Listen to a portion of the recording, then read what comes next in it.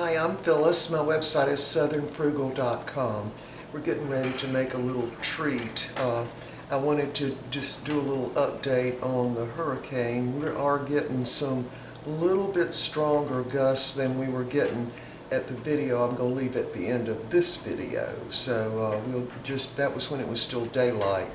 But we still have got very little rain. So anyway, we're just waiting. So I think things aren't going to be so bad. And of course, we're really hoping our electricity will not go out.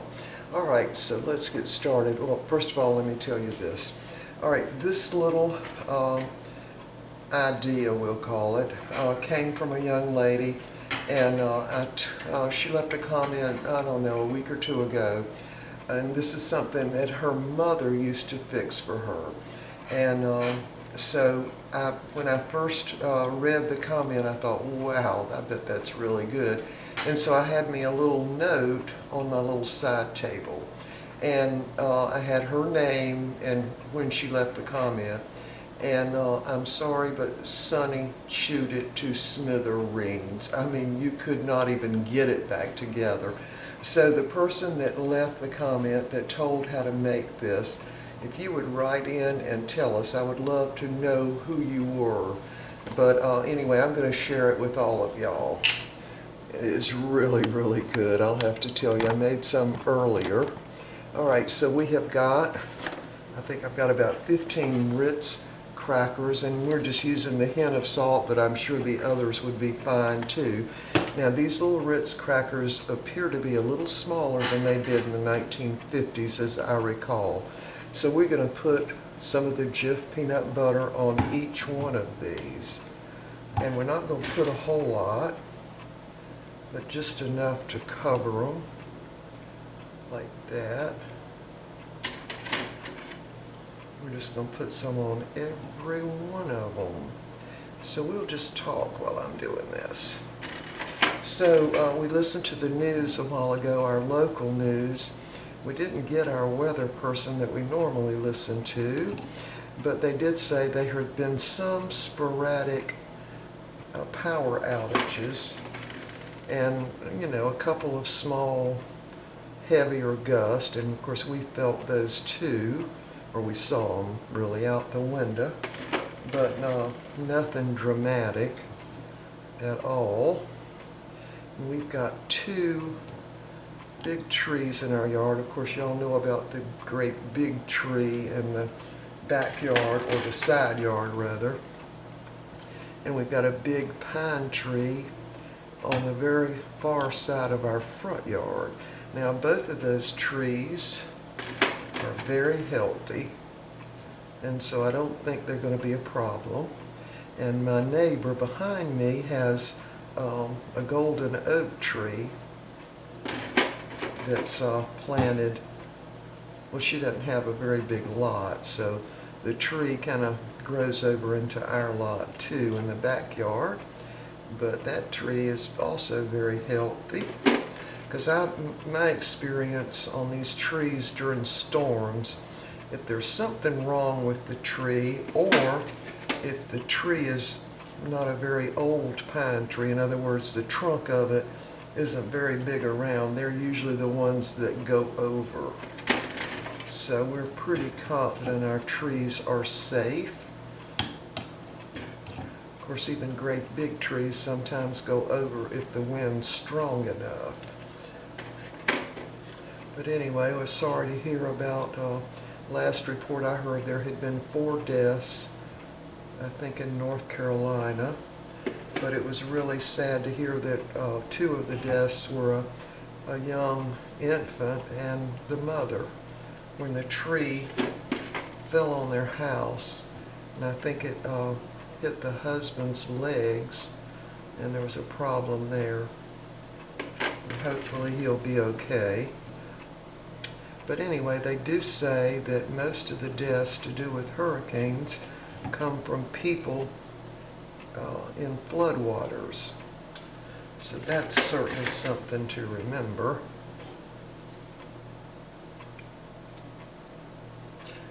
I don't have to tell y'all, these are so good. I fixed them earlier. and I fixed 4 of them. And Mr. Bucky said, okay, the next time I want 6 or 8, please. And I have to agree, they are incredibly delicious and so easy to make. Now I did pull my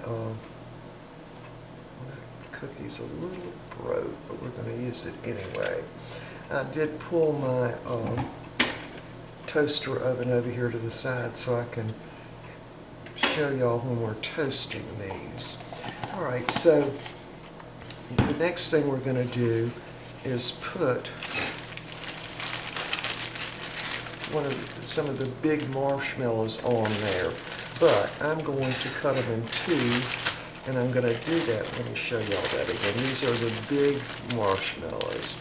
So what I'm going to do is cut them like directly in half. And by the way, the Ritz crackers have been in my freezer for, I don't know, 2 or 3 months, and I would dare to guess that these puffed marshmallows have been in my freezer for 6 months. And all you have to do is just take them out and have them on the counter for a little while, and they'll thaw out and they're just fine. So what I'm doing is cutting them in 2. Just put them right on top. Yeah, we have forgotten about a lot of the things that you can do with the Ritz crackers. I mean, in the 1950s, they were doing all kinds of stuff with Ritz crackers. So I'm just going to get, again, I'm cutting them right in half. Just using my little scissors. And I'm doing that just so they won't run over the edge when we're broiling them. So what I'm going to do is put my toaster oven. Let me show you that. I moved it over so I could show y'all. I'm going to use my toaster oven, but I'm going to put it on the broil and the bake. I'm going to go ahead and turn it on. It's on 450 because I want to go ahead and get it hot before I put these in. Alright, let's get back to this and get these finished. So of course we won't be eating all of these, but I think they'll keep very, very well without any problem.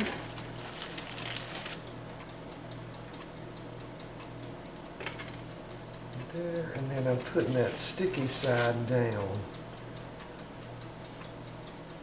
Alright, so we have one little half left over. I'm putting the sticky side of it down on the peanut butter.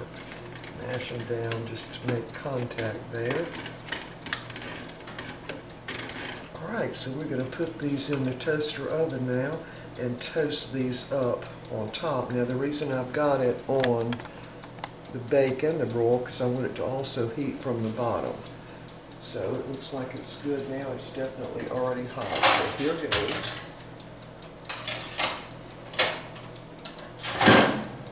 We're just going to watch these. Alright, I'll move y'all over so you can watch them kind of puff up. Alright, these have been in the toaster oven for about 2 minutes, so I'm going to take that pan out and turn it around since that back side toasted a lot quicker than the front side. Let me just go ahead and turn it off a minute. Now remember, I'm heating from the bottom and from the top. There's what they look like, but I want them a little more toasted than that on this back side.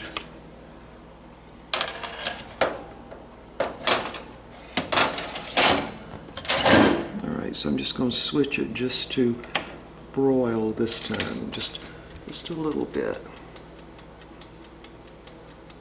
Yeah, Mr. Bucky could not believe how good these were. He said he's going to have a lot more of them.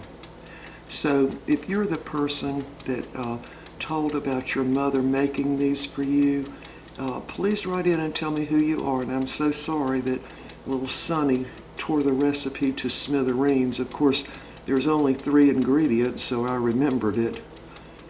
And I'm not sure, I think you could use, I'm not sure if her mother used the whole marshmallow or not, but I think you could also like use 3 of those little or 4 of those little small miniature marshmallows. Alright, we got the back toasted now. I'm going to take them up.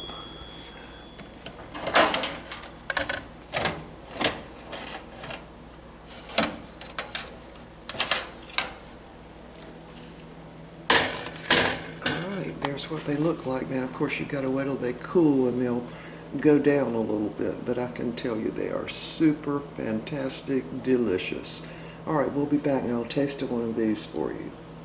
They even smell wonderful in the kitchen. Alright, we'll be back in just a minute. Alright, these have cooled a little bit. I'm going to give one of them a taste for you. Pick one that's not too hot. There's what it looks like. Here goes.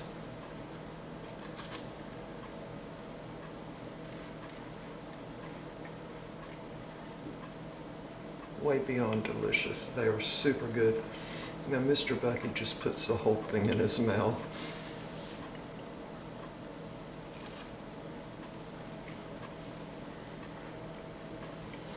I'll have to tell you, to me, they taste like a Reese's cup. I guess it's the peanut butter and the sweetness of the marshmallow, and then the crunchiness of that cookie or the Ritz cracker under it are so good. I would think that you could even do this with saltines, and I think you could also put a couple of those little Nestle's chocolate chips under there too. You don't want to get too much because I guess you don't want them spilling over the edge. Here goes.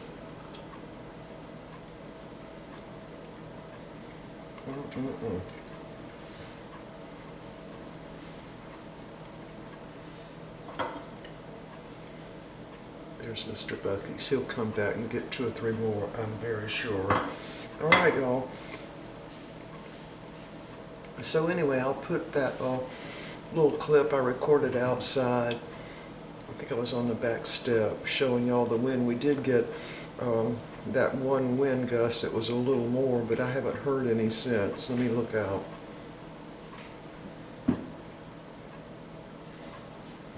Nothing's moving out there now, and we still hadn't had but a few drops of rain. So anyway, we will see y'all next time. Y'all, if you're in the Hurricane Florence's track, y'all stay safe. We're praying for everyone in the track of this hurricane, and even days later we need to keep praying because of the flooding potential. All right, y'all, see y'all next time. Bye.